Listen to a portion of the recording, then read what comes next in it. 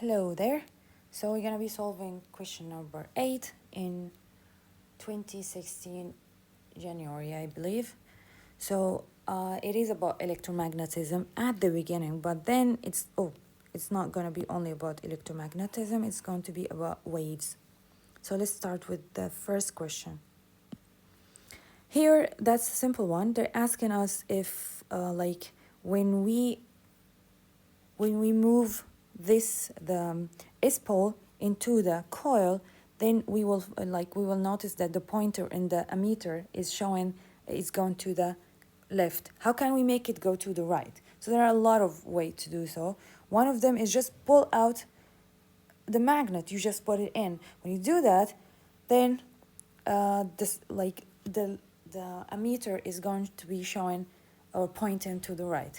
Other way to do it is just by switching the in with the S, and then it's going to be to the right again. Or you just can move the coil instead of the magnet. There are a lot of things. I know it is easy for you to guess that. So let's go to B. The student has this one is about the dynamo, the generator. Remember, we had two types of phenomena that we work with when regarding to electromagnetism. One is the motor effect, the other one is the generator effect. Generator effect is the same as electromagnetic conduction. And so this is where we can induce electricity out of the magnetic field, all by just moving something there. If you move a wire in a magnetic field where it cuts like the magnetic field in different ways, then you will end up inducing voltage or current later on. So this is the idea about the dynamo. And here is showing like a graph, like a small dynamo that is connected to a bicycle. So when the bicycle's tire or the a friction wheel is moving or rotating, then presses against the bicycle tire. When the student pedals, the friction wheel turns and causes part Y to rotate. So here we have part Y and part Z. Obviously, W is the wheel, and the axle is X. And so what is the thing that is like a wire that is rotating around something else here? Obviously, this is a coil. So Z is a coil. But for us to have electromagnetic induction, we need a magnet. And since Z is a coil, pretty much Y is a magnet. So this is a magnet. And I know you know it, but yeah, I'm just answering one by one. Next one. Now, since here, where is it? Since this is moving, and when it's moving, like the cut of the magnetic fields is like sometimes it is big, sometimes it's small, sometimes it's big. Because it's rotating. Rotating it means that the cycle sometimes is high, sometimes is low. So the output, the signal that we're gonna get, or the output of the voltage that's going to be induced, is going to be changing from so high to so low, so high, so low. Well, another way of saying it's going to end up being alternating. So alternating means that it has this kind of sine wave figure as shown in the graph. So the graph shows how the output voltage of the dynamo varies with time as the student pedals steadily. So the question here, state the maximum output voltage of the dynamo. How can we get that? Well, you have to know about the characteristics of waves, because this question, it seems like it's about magnetism or electromagnetism, but these things are things you should know from the wave part or wave unit. And here, remember when we have a normal wave like this is the amplitude. The amplitude is the maximum volume that the wave can reach at this point. So here, this is the maximum volume. Let me just zoom in. This is the maximum volume. And it's like each, from 1 to 2, each small square is equal to 2. So here it means that 1, 2, 3, 6, 1.6 volt. This is the maximum voltage. How did I get that? Because here, we can also find it here, and here, and here. The crest, or this is the amplitude, and which is the same as the highest, or the, the highest voltage, or the maximum voltage. Okay, now let's go to calculate the frequency of the output. So as I mentioned here, it is the same as the normal wave. Here, this one is a complete wave, without this part. This is one that has a crest and then a throw, and this is one wave. If I'm adding another one, this is a second wave. Another one, this is a third wave. So these are 3 waves, right? Here, how many waves do we have? This is one that ends here. Let me just clean everything. Yep. And then this is from here to here. This is one wave. And from here to here, this is a second wave. Like, I don't need both of them. I just need one wave to work on. How to get the frequency though? How to get the frequency? We know one equation to do, which is like a lot of them, but here we don't have the speed and so on. So the only option I have is 1 over the time period. And here we don't have the time period, we only have the time. So what should we do? We know something about the time period that can help us, which is the time period is the time for a one complete wave or one complete circle to happen, or wave to happen. So this is a complete wave. From here to here, it is a complete wave, which means that the time required for this to happen, or to go, or to pass, is actually the period, the time period. Here we can tell, since this one, the x-axis is the time. So the time period for us is actually 0.04. Let me just, So here, this one from here to here, this is a complete wave, and it means that the time for this to happen is the time period. So we're gonna steal it from here and use it here. So 1 over 0.04, and now we can find the frequency. And let me calculate this.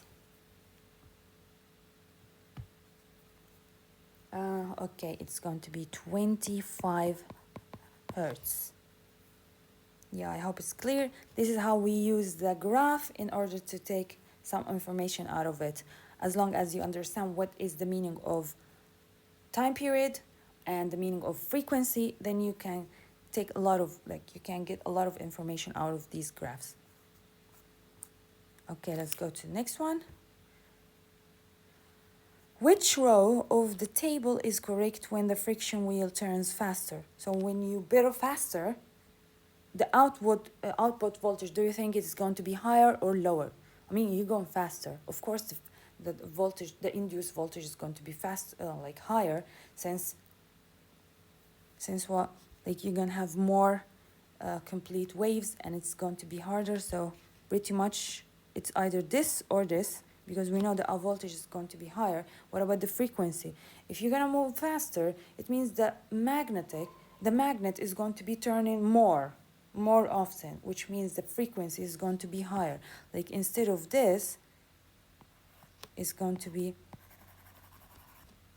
which means that the frequency is higher, way higher.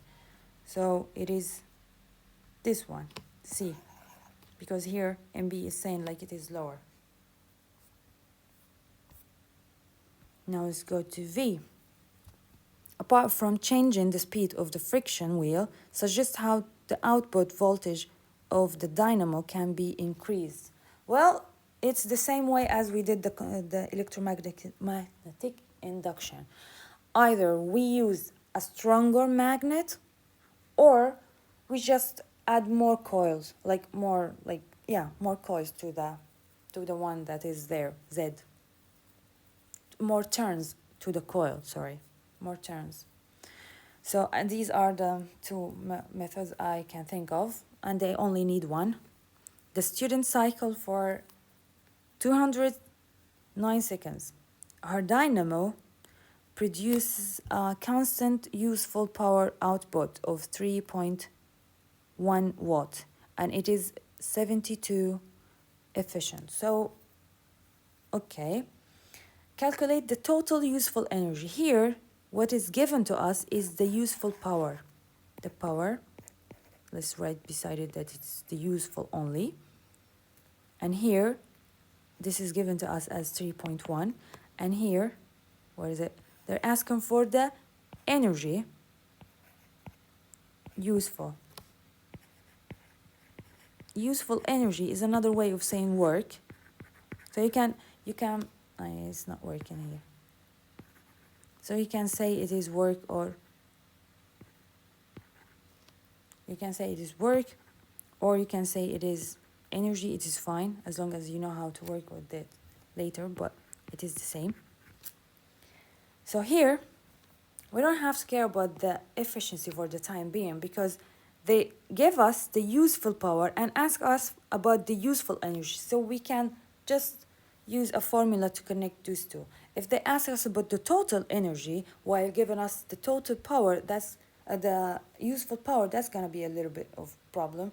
But here, giving us the total, giving us the useful power, asking for the useful energy, that's a very direct relationship. So we know that work or energy or whatever is equal to power times the time. The power we already have as 3.1.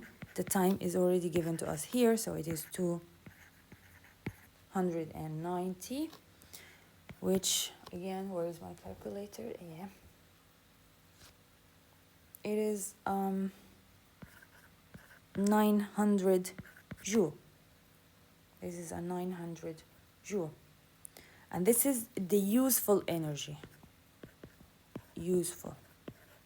And as I mentioned, you can call it work or you can call it energy, but useful energy, transferred energy is usually work. State the relationship between efficiency, useful energy output, and total energy output. That's an easy one. I'm not writing this down. So calculate the total energy output. Okay.